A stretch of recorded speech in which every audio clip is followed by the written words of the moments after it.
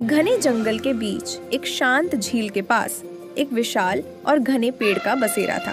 जंगल के जीव जंतु वहां रोज पानी पीने आते और अपनी दिनचर्या पूरी करते। उसी जंगल में भालू बलराम रहता था। बलराम बड़ा ही ताकतवर और शांत स्वभाव का था, लेकिन वह अपनी ताकत के लिए पूरे जंगल में प्रसिद्ध था। एक दिन जंगल में एक नया चेहरा आया। वह एक लकड़हारा था। नाम था रामलाल। रामलाल ने सोचा कि जंगल में बहुत सारे पेड़ हैं और लकड़ी काटने का यह सबसे सही मौका है। उसने अपनी कुल्हाड़ी उठाई और पेड़ों को काटने लगा। जंगल के जानवर परेशान हो गए। रामलाल ने जब एक पेड़ गिराया तो वह कई पक्षियों का घर था। पक्षी बेचारे डर के मारे उड़ गए। बंदरों का झुंड भी चीखते चिल्लाते दूर भाग गया। ये सब देखकर भालू बलराम को बहुत गुस्सा आया। वह रामलाल के पास गया और उसकी कुल्हाड़ी छीनकर गुर्राते हुए बोला, कौन हो तुम और हमारे जंगल को क्यों नष्ट कर रहे हो?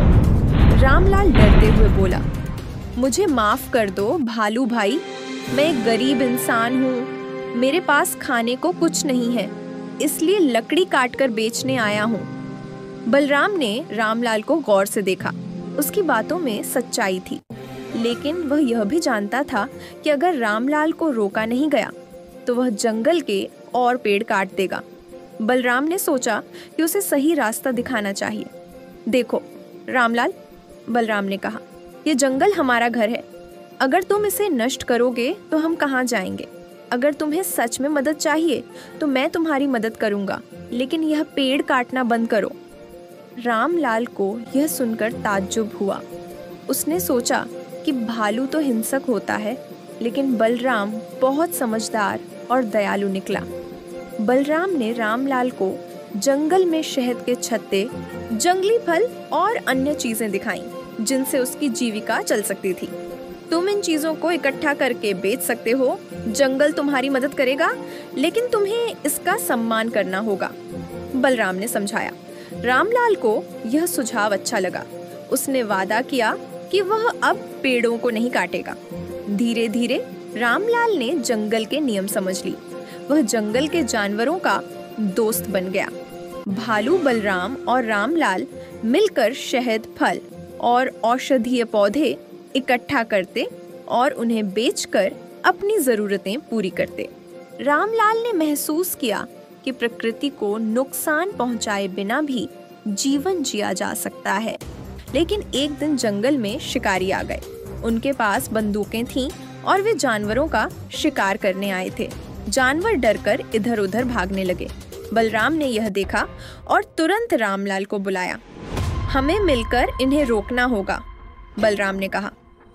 रामलाल ने अपनी समझदारी का उपयोग किया।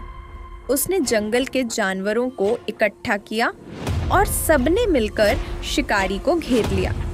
बंदरों ने पेड़ों से उनके ऊपर फल फेंके, हाथियों ने उनके रास्ते में झाड़ियां गिराईं और बलराम ने जोर से दहाड़ लगाई। शिकारी डर गए और अपनी बंदूकें छोड़कर भाग गए। उस दिन के बाद रामलाल पूरी तरह से जंगल का हिस्सा बन गया।